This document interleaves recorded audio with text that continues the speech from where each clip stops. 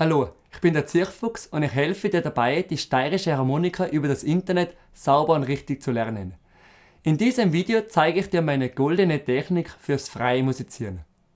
Es ist ganz wichtig, dass du weißt, wo sich die Töne auf deiner Harmonika befinden. Und die beste Übung dafür, du verwendest eine einfache Melodie, zum Beispiel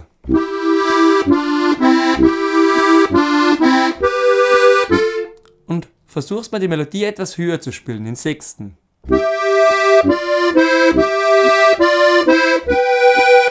Oder in der Oktave. Oder mal erste Reihe.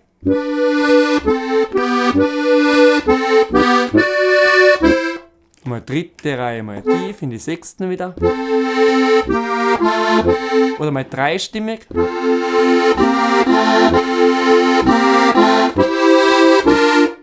Oder eine Umkehrung mal so.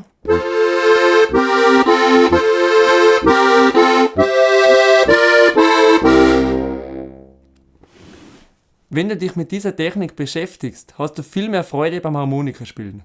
Du kannst die Lieder hoch spielen, tief spielen, kannst selber entscheiden, das macht viel mehr Spaß. Wenn du das gerne nachlernen möchtest, im langsamen Tempo, wo ich dir genau die richtigen Griffe zeige, dann klick einfach hier.